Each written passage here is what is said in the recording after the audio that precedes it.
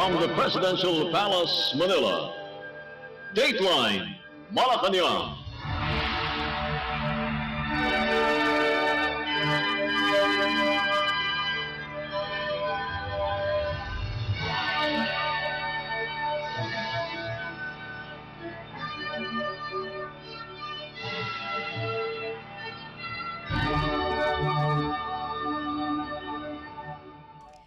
Good day, this is Dateline Malacañang, and here are the news. Philippine President Ferdinand R. Marcos Jr. extended his congratulations to newly inaugurated United States or U.S. President Donald Trump following his return to office, emphasizing the strength of the Philippine-American alliance and its role in regional security. In a statement posted on social media, the president said his administration is looking forward to work with the Trump administration. President Marcos underscored the enduring alliance between the Philippines and the U.S., stressing that it would continue to be a cornerstone for regional stability. The Philippines and the United States have long been allies, engaging in numerous joint military, economic, and diplomatic initiatives that now face ongoing regional challenges, including tensions in the South China Sea and broader Indo-Pacific security concerns. Trump was sworn in as the 47th U.S. president after receiving a fresh mandate in the November 2024 elections. Dateline Malacañang. The Philippine National Police or PNP's Information Technology or IT program will see a restoration of its original funding after Philippine President Ferdinand R. Marcos Jr. ordered a reversion of budget cuts and the removal of inserted intelligence funds to the police force. In a palace press briefing, Department of the Interior and Local Government or DILG Secretary John Vic Remulla bared that the various PNP IT projects incurred significant budget cuts in 2025 General Appropriations Act or GAA. These projects include the enhancement of the National Police Clearance System, which saw its budget reduced from 600 million pesos in the National Expenditure Program or NEP to 262 million pesos. The establishment of the Safe Camp Security System cut from 472 million pesos to 161 million pesos, and the PNP Drug-Related Data Integration and Generation System, which had its funding slashed from 533 million pesos to 196 million pesos.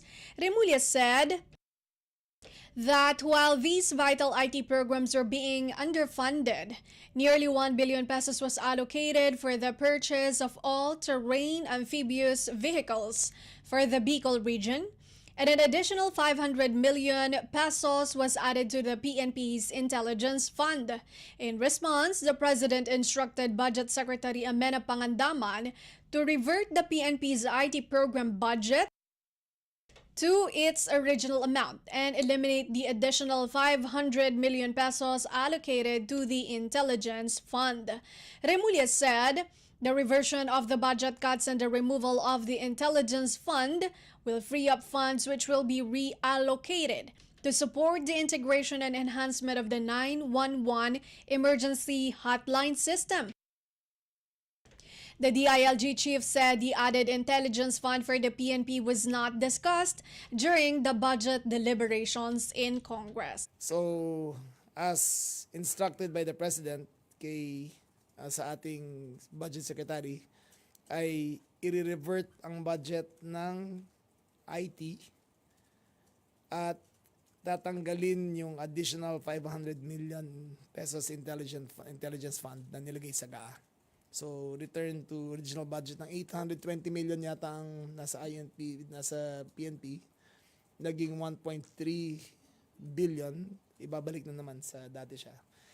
Yung savings na yun ay ilalagay natin sa launching ng and bidding out process ng integrated 911 system para sa buong Pilipinas. So, from intelligence fund to 911 ang gagawin natin doon.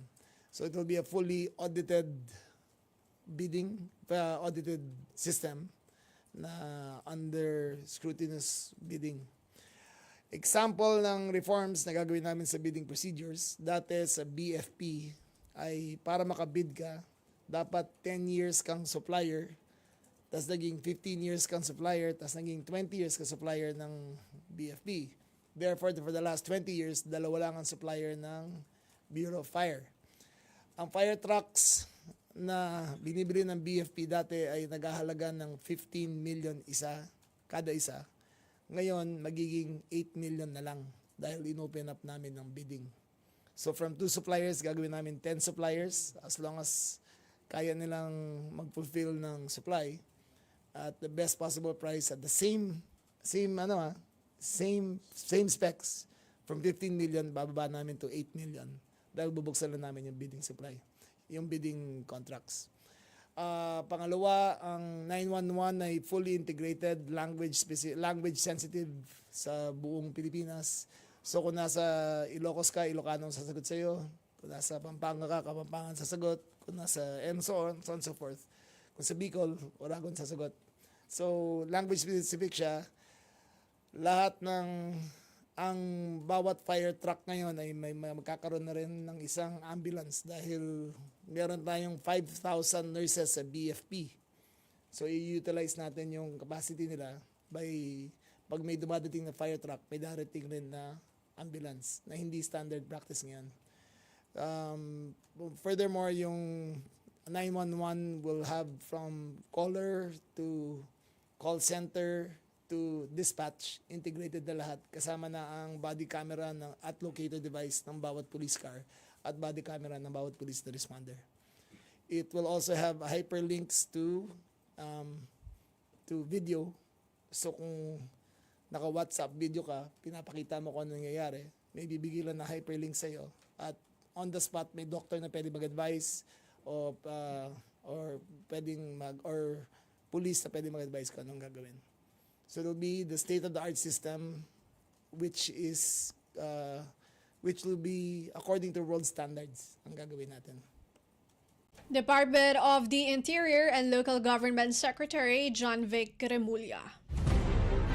Dateline Malacañang. News from the Philippine Senate, Senator Sherwin Gatchalian and Joel Villanueva dismissed allegations of blank items in the 2025 national budget, asserting that it underwent thorough review before signing. In an ambush interview, Gatchalian said Senate staff, committee chairpersons, and lawmakers meticulously review annexes and attachments to ensure the budget balances. Gatchalian said it is impossible to pass a budget with blank items as it needs to be balanced. Senator Villanueva echoed Gatchalian's sentiments, stating that the bicameral conference committee report, which he also signed, was complete. In a separate interview, Villanueva stressed that passing a law with blank items would be highly improbable. The senator's reactions came after former President Rodrigo Duterte and Davao City 3rd District Representative Isidro Ungab claimed that at least 13 pages of the 2025 budget included items with blank appropriations, suggesting a blank check scheme for future allocations. Philippine President Ferdinand R. Marcos Jr. dismissed the claims as lies and assured that the budget was meticulously reviewed and every item clearly defined. Dateline Malacañang. The Philippine Department of Budget and Management, or DBM, said there are several ways to address deficiencies in respective budgets of various government agencies for 2025. This after Philippine President Ferdinand R. Marcos Jr. earlier said the government is looking for ways to augment the 2025 national budget, which was suboptimal following the budget cuts. The DBM said the funding deficiencies may be addressed by modifying the allotment, using savings to augment deficient items, or using the contingent fund or unprogrammed appropriations. However, the DBM said these are still subject to the conditions and requirements prescribed in the applicable special and general provisions under the General Appropriations Act. The DBM said available allotments within an agency's budget can be declared as savings as defined in Section 77 of the General Provisions of the 2025 GAA, but the utilization of funds would be subject to the rules on augmentation provided in Section 78. It said a contingent fund may also be tapped to cover the funding requirements of new or urgent activities or projects of NGAs, government-owned or controlled corporations, and local government units that must be implemented or paid during the year, subject to the approval of the President. The DBM said, infrastructure programs and social programs under SAGIP may be covered by unprogrammed appropriations subject to conditions, including the availability of excess revenue, which must be certified by the Bureau of the Treasury. President Marcos, in a full cabinet meeting on January 7, ordered the review of the administration's programs contained in the 2025 National Expenditure Program, but were defunded by Congress, particularly those critical to the socio-economic program. He is currently holding a series of meetings with different government agencies to discuss the results of their budget review and find solutions to budget cuts. Dateline Malacañang. Still at the Senate, Senator Rafi Tulfo called for a deployment ban of household workers to Kuwait, citing repeated cases of abuse and deaths among Filipino workers in the Gulf state. The senator made the proposal during a Senate Committee on Migrant Workers hearing, urging the Department of Migrant Workers, or DMW, and the Department of Foreign Affairs, or DFA, to recommend the ban to Philippine President Ferdinand R. Marcos Jr. after the recent deaths of two Filipinos in Kuwait. Tulfo emphasized that swift justice for OFW deaths in Kuwait, while appreciated, is insufficient, as it should never have happened in the first place. The senator's proposed deployment ban exempts domestic workers who have existing contracts and are returning to Kuwait. DFA Undersecretary Eduardo de Vega, however, expressed cautious support for the proposed ban, citing it as its potential as a negotiation tool to push for better protections for Filipino workers. He noted that Indonesia had already banned the deployment of household workers to the Middle East, showing such a measure is possible. However, De Vega warned that diplomatic relations could be strained, as was the case following a temporary deployment ban in 2023 after the murder of OFW Juliby Renara. The body of Renara, a 35-year-old household worker, was found burnt in a desert in January 2023. By February, the late DMW Secretary Susan Ople limited the deployment of domestic workers to Kuwait to only those with previous work experience and banned first-timers. Kuwait responded by suspending all EU visas for Philippine passport holders by May. The ban was lifted in June 2024. Renara's killer was the 17-year-old son of her employer, who was arrested within 24 hours of the discovery of her body and who confessed to the crime. He was later sentenced to 16 years, 1 year for driving without a license, and 15 years for murder. DMW Secretary Hans Leo Kakdak said he is open to the proposal, but requested for more time to assess its feasibility. The Senate hearing highlighted the challenges faced by the estimated 268,000 OFWs in Kuwait, many of whom are domestic helpers. Despite a labor agreement signed in 2018, De Vega admitted that Kuwait has been reluctant to renegotiate or add provisions to improve worker protections. Tulfo maintained that the ban is necessary to protect OFWs from further harm. Dateline Malacañang. The Philippine Commission on Elections, or COMELEC, moved anew the reprinting of the official ballots for the May 12 elections following two new temporary restraining orders, or TROs, issued by the Supreme Court, or SC, including one favoring a national candidate.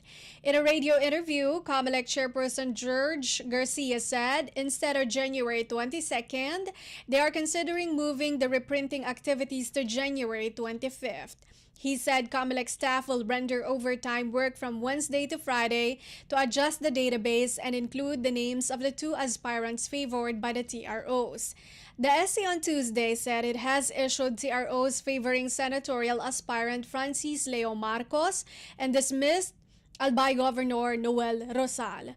Garcia said they will act accordingly if ever the SC issues more TROs favoring aspirants disqualified by the poll body. Printing of the 73 million ballots for midterm national and local elections started January 16th, or rather January 6th. The COMELEC, however, suspended it after the SC issued TROs against the disqualification of several local aspirants. The COMELEC said this resulted in the waste of 6 million printed ballots. Garcia, meanwhile, said the commission is confident of meeting its April 14th deadline to finish the printing of 73 million official ballots for the midterm elections despite delays.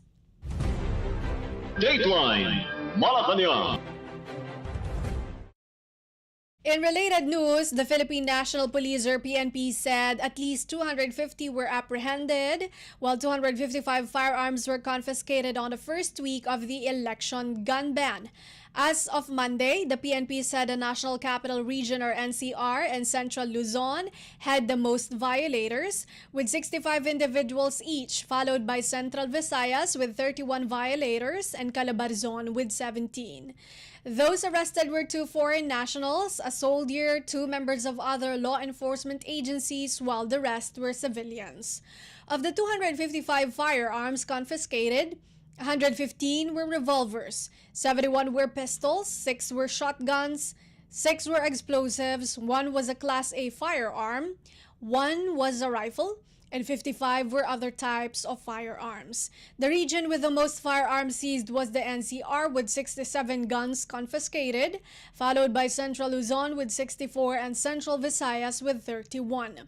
The PNP also reported that it conducted 60,778 COMELEC checkpoints so far since the election period began on January 12.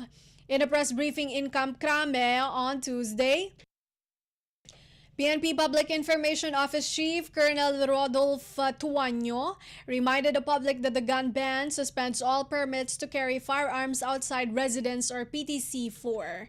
He also said the PNP is coordinating with the security agencies to remind their personnel of the existing gun ban. Gun ban checkpoints would be in place during the election period from January 12 to June 11. During the election period, all permits to carry and possess firearms outside residence are canceled, except for those who secured an exemption from the Commission on Elections or COMELEC or government officials with automatic exemptions. As a general rule, only bona fide police, military, and members of government law enforcement agencies in complete uniform and while on official duty are allowed to carry firearms for the entire election period. Dateline Malacañang. The Philippine Government Service Insurance System or GSIS and the Philippine Government Employees Association or PGEA will roll out a Joint Speakers Bureau to enhance member education of their benefits and serve as a platform to address members' concerns while actively fighting fake news.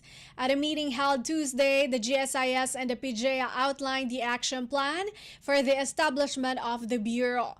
The program will prepare key PGEA leaders to disseminate accurate information on GSIS benefits, programs, and services and facilitate a dialogue to correct this information.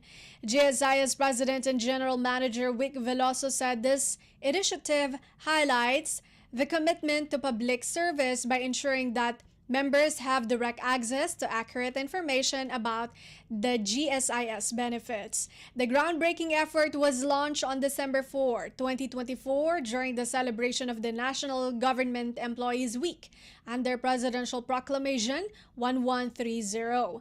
PGEA President Esperanza Ocampo said PGEA ensures that accurate and verified information about GSIS benefits reaches members and other public servants nationwide. The GSIS will conduct training sessions for PGEA leaders on comprehensive benefit packages. The trained leaders will then serve as GSIS ambassadors, creating an efficient system for member education while actively countering disinformation. He said the activity will encourage the practice amongst government employees of varying information before sharing. Initial workshops for BJA members will focus on key topics such as basic insurance and retirement planning, loan programs and application processes, emergency assistance benefits, new digital service platforms, and updates on GSIS programs and services. Founded in 1945, BJA is the most recognized public workers organization and has been a vital advocate for civil servants' welfare and professional development. It represents public servants in the government or in the governing boards of GSIS, Pag-ibig Fund, and Philippine Health Insurance Corporation, among others. Dateline Malacañang. The Philippine Coast Guard or PCG has relieved BRP Gabriela Silang with a 44-meter multi-role and response vessel or BRP Suluan to continue monitoring the Chinese Coast Guard or CCG vessel 3304 illegally operating off the coast of Zambales.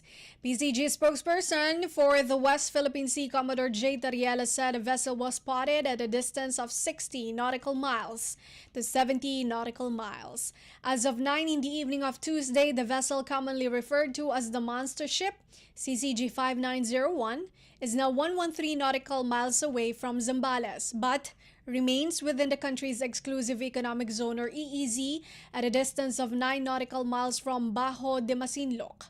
Meanwhile, CCG 3304 is approximately 105 nautical miles from Zambales, approaching Bajo de Masinloc at a distance of 28 nautical miles.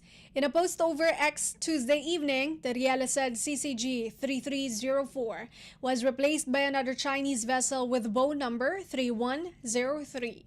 The CCG vessel, he said, is smaller than its predecessor, measuring 77.7 meters in length and 10.4 meters in width. In a video clip, PCG personnel were shown radio challenging CCG 3103, asserting that its illegal presence violates the Philippine Maritime Zones Act, the United Nations Convention on the Law of the Sea, and the 2016 Arbitral Award. The PCG's monitoring showed that CCG 3103 also continues its illegal patrol off the coast of Zambales, currently 76 nautical miles from Pundakit, Zambales. Dateline Malacañang. Finally, for Dateline Malacañang, Speaker Martin Romualdez said a Philippine delegation to the World Economic Forum, or WEF 2025, aims to secure sustained investments to enhance competitiveness, efficiency, and sustainability while capitalizing on past successes in global economic forums.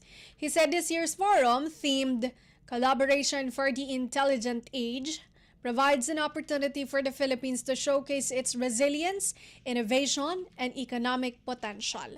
Finance Secretary Ralph Recto, designated as the special envoy of the Philippine President Ferdinand R. Marcos Jr. for the WEF, will play a pivotal role in engaging international partners to secure investments that target high-impact industries, logistics development, workforce enhancement, and expansion of artificial intelligence or AI, and financial inclusion initiatives.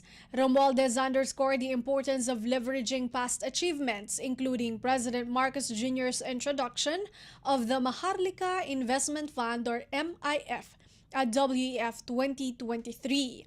The Philippine delegation then used the WEF 2024 as an opportunity to build awareness of the country's new sovereign wealth fund.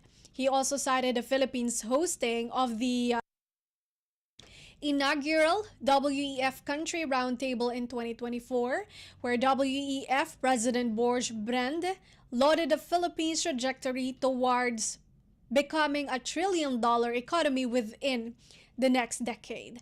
The WEF 2025 is convening nearly 3,000 global leaders, including heads of state, business executives, and policymakers from 130 nations to spark dialogue and address critical global challenges. Romualdez meanwhile commended the private sector's increasing involvement in the WEF, citing their crucial role in driving reforms and fostering economic growth. As the global economic landscape grows more complex, Romualdez highlighted the importance of trust and collaboration among stakeholders. Dateline Malacañang. And that is all for today's Dateline Malacañang for Radyo Pilipinas World Service. This has been Bea Gaza-de Guzman. From the Presidential Palace, Manila, Dateline Malacañang.